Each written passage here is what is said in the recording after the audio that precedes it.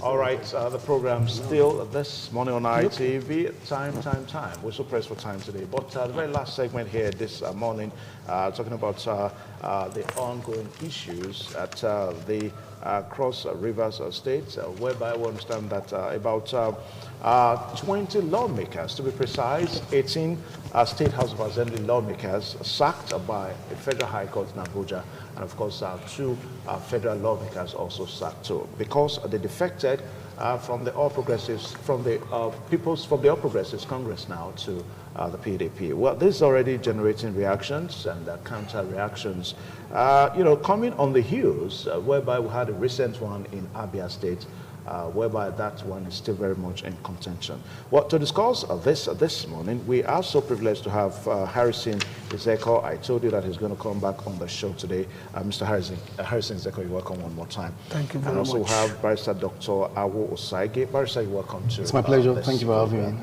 All right, so as the issues, evolve in Cross Rivers, what do we, what is immediate reaction, political immediate reactions to the things building up in Cross Rivers? I'll start with Harrison.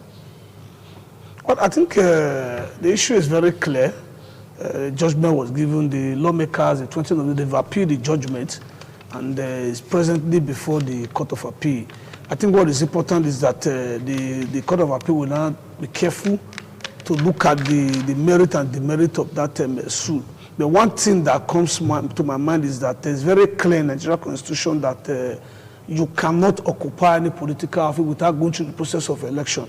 So the judgment given by the high courts on this issue that we have seen so far, I think even PDP went ahead, even nominated somebody else to take over in one of in neighboring state. But the question is that, can you not just bring in somebody to come and take over a governor that has been sacked from your party, who have not passed through the process of election? I think those are the loopholes the appeal court is going to look at. It's either are declaring a re-election, but to just say the party should not come and replace the person, I don't think is going to also say true before the appeal court and the Supreme Court. I think there are still some lapses, and also those 20 lawmakers says that they were even expelled from the party. There are rules if you want to become a political, but if there are crises, and because of those crises that you feel you can no longer stay, you can move to another political party. It's only when you decamp when there are no issues. That is the only way this legal tussle can actually go. I think at the end of the day, this matter will get to Supreme Court. Maybe at the end of the day, we'll not know the stand where we'll go from there. Okay. Now, Awo Osaige, the issues are very clear. Talking about defection now, we understand that defection, as it applies to the executive, the law supports that you can defect.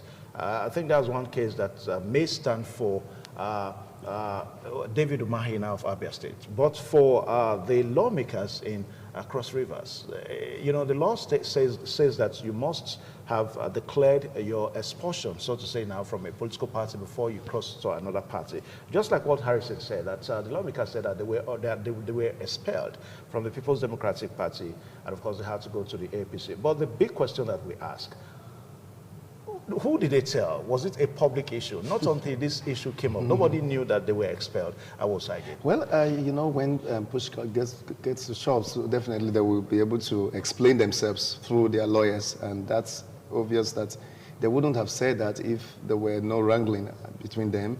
And again, when matters get to court, lawyers will always advise their clients on what to do and how to go about it. I honestly believe that the matter, where I was a little bit not, when I looked through the proceedings in court, I expected the trial court, in as much as I'm not trying to, neither for or against, I would have expected that, they applied that the matter be transferred, In other words, they're invariably saying these courts, to a great extent, we lack some confidence in what you are doing.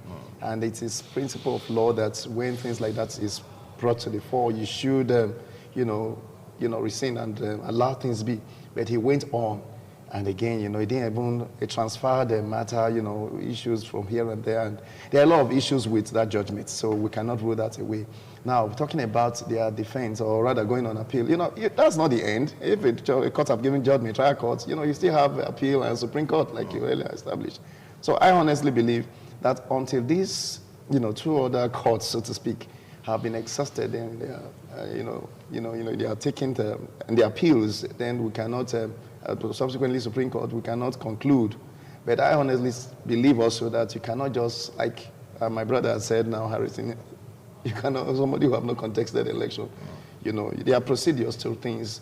In as much as we are hot, the passion of the moment could lead us to so many things, but you cannot mortgage the entire state, I think another ground for appeal that Chief Ezekeme was also looking at was that you didn't even consider the state, or the kind of pandemonium you're going to create when you just pull 20 lawmakers, a great confusion, and that also should be taken into cognizance while delivering judgments.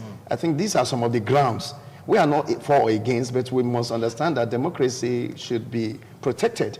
Because if you allow things like that to go, become a free-for-all and everybody starts deciding and doing what he or she wants, it become an issue. Okay. So in all essence, I honestly believe that the court is before court and we shouldn't talk too much about it. We know Section 109, Section 168 and all of that, declaring their seats vacant. We'll come to that. You wait and let's clear. There are preliminary objections. Before you go to substantive matter, preliminary objections should be taken. And they are saying we were denied, we were not allowed, so all these things will be trashed out at the Court of Appeal. Okay, now just before we get the final judgment now, if what is going on, the development in Abia State is anything to go by, we understand that the complainants of that case has actually dropped the case. That was the last we read from it. So it shows that David Umahi might just be safe after all. In Ebonyi State may just be safe after all. Now, if that is anything to go by, then it also goes to show that Ben Hayade of Cross Rivers may not go through any form of expulsion as the governor. But what lessons, political lessons, do we learn from all this after all? Quickly. Well, in fairness, it's not a very easy task to just send a governor who had gone through electoral process. I know when the electoral lessons, like you've asked, is that we should try to carry our people along. If you hold an office, it's not yours. Democracy is for everybody. Most of the time, the leaders, those that become governors, presidents, and, they begin to feel like they are now the alter ego. You should also understand that you have other leaders within the party that you should also intertwine with. Beautiful. We're so afraid that it's all time will permit us to take today on the show because we'll have a program at 10 o'clock.